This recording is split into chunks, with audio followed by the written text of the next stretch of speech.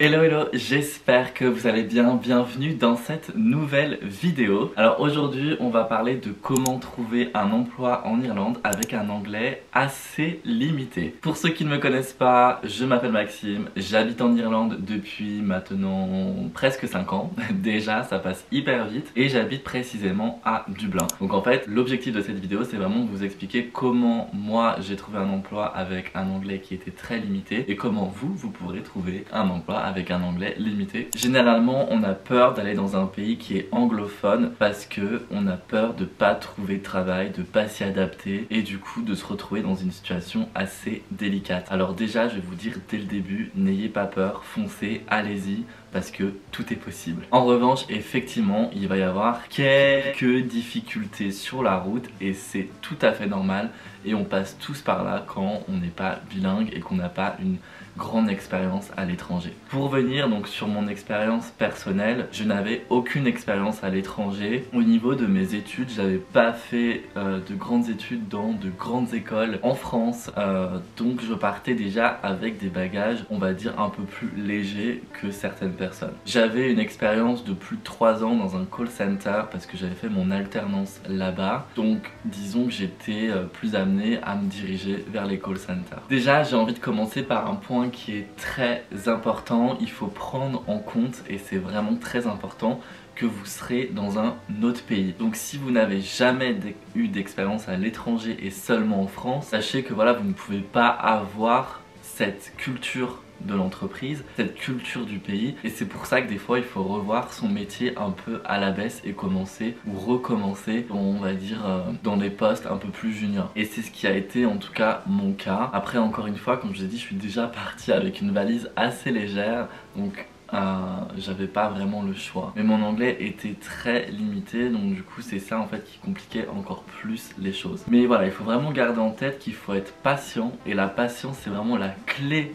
Mais la clé, quand vous partez à l'étranger, il faut être très patient. Pour mon cas, et je pense que je vous le conseille également, en fait, c'est déjà de trouver en fait votre... Alors, soit vous pouvez postuler directement dans des bars, dans des magasins de vêtements ou des magasins, peu importe, mais en tout cas, on va dire en physique et déposer vos CV. Ou soit vous pouvez, si vous souhaitez plutôt partir sur des horaires, on va dire du lundi au vendredi de 9h à 17h, partir sur des entreprises où c'est des centres d'appel. Les centres d'appel, je trouve que ça ouvre énormément de portes, même si bon le travail n'est pas le plus facile. Travailler dans un service client ou un service réclamation, un service consommateur, un service recouvrement ou n'importe, c'est pas les métiers qui sont le plus faciles.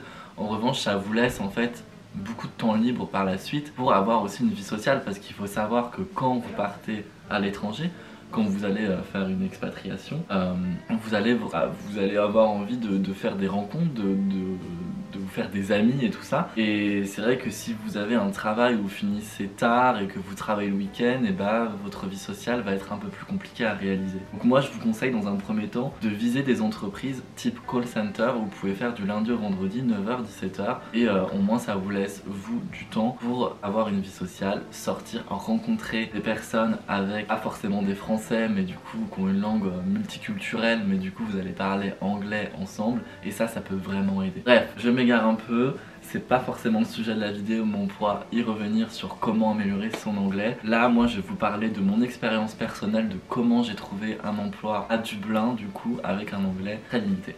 Donc, premièrement, je me suis inscrit sur les groupes Facebook, les Français expatriés en Irlande, les Français expatriés à Dublin et j'ai partagé mon CV et j'ai demandé voilà s'il y avait des entreprises de préférence françaises qui recherchent. Par chance, j'ai eu un retour et j'ai trouvé donc une entreprise française et c'est en fait une entreprise externe où j'étais dans le recouvrement et je travaillais donc pour des clients de l'entreprise sur le marché français. Donc mes entretiens étaient en français donc ça c'était vraiment une chance et j'ai pu mettre en valeur en fait mes expériences précédentes en call center. Vous avez plus de 100 appels par jour donc j'étais totalement apte à répondre aux appels des clients.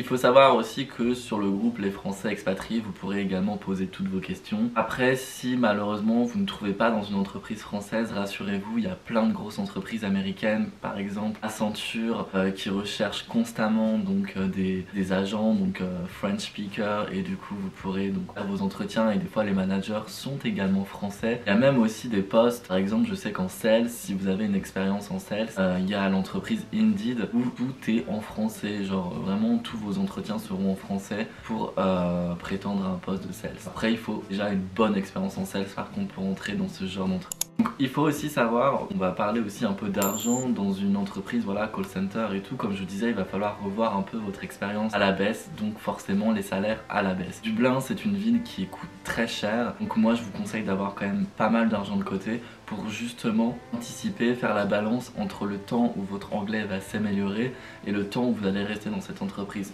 Par exemple, si vous avez besoin de 6 mois ou 1 an dans cette entreprise, le temps d'améliorer votre anglais, et bah ayez de l'argent de côté pour compenser avec votre salaire qui ne sera pas forcément hyper haut. Voilà, en fait, ayez vraiment cette conscience que vous n'avez pas forcément une expérience à l'étranger, donc vous n'avez pas forcément la culture de l'entreprise en Irlande, donc revoyez tout à la baisse. Donc quand je suis arrivé en Irlande, j'avais effectivement déjà conscience que mon anglais était limité, que je partais avec une valise pas forcément pleine, donc j'ai tout de suite visé des entreprises et des postes plutôt atteignables, que ce soit conseiller client, chargé de recouvrement, donc ils vont appeler ça cash collector. Après vous avez aussi social media community agent, où là vous allez gérer en fait les réseaux sociaux, mais pas dans la façon community manager, mais plutôt dans la façon de répondre aux commentaires des utilisateurs sur des grandes plateformes telles que YouTube, Twitter, Instagram et tout le bordel. Donc ça vous pouvez aussi facilement le faire sans expérience. Maintenant il va juste falloir travailler un peu quand même votre anglais, préparer les entretiens en anglais, et pour ça je vous conseille de regarder des vidéos sur YouTube où il y a pas mal de personnes qui sont coachs justement dans ça et qui vous préparent à passer des entretiens en anglais. Donc moi en fait le conseil que je peux vous donner, c'est de faire toute une recherche sur l'entreprise, savoir pourquoi vous voulez postuler dans cette entreprise, qu'est-ce qui vous intéresse dans ce poste, comprendre le poste et pouvoir l'expliquer en anglais. Vous apprenez tout par cœur, et comme ça, quand vous allez passer les entretiens, comme vous aurez tout appris par cœur, vous serez un peu plus à l'aise et confortable dans votre discours. Après, bien évidemment, il y aura des questions qui vont vous poser, il faudra savoir y répondre. Mais essayez de préparer des questions-réponses en avance et les apprendre par cœur. C'est ce que j'avais fait et ça m'a énormément aidé par la suite. L'Irlande, c'est un pays qui est multiculturel. Donc il y a de fortes chances que les recruteurs, les managers auxquels vous ferez face sont aussi des personnes immigrées. Donc vous pouvez aussi, ces personnes-là sont aussi compréhensifs et empathiques envers vous parce qu'ils savent très bien par où vous passez. Ils savent très bien que vous venez juste d'arriver en Irlande et que forcément votre anglais n'est pas au top du top. Un point très important aussi que j'allais oublier, mais qu'il ne faut surtout pas oublier de le mentionner, c'est de faire un CV irlandais. C'est très important. Ici la forme du CV n'est pas du tout la même qu'en France. Donc je vous invite également à regarder sur Google des formats de CV, et si vous avez des questions, n'hésitez pas à me contacter sur mon Instagram qui est juste là et je vous répondrai avec grand plaisir. Je pourrais même vous partager un CV type pour que vous puissiez reprendre un peu la forme. Pour revenir rapidement sur mon expérience, j'ai trouvé un emploi donc en tant que cash collector ou chargé de recouvrement en français. Voilà, c'était beaucoup d'appels par jour, je devais m'occuper, je devais relancer des clients qui n'avaient pas payé leurs factures, tout simplement pour le marché français.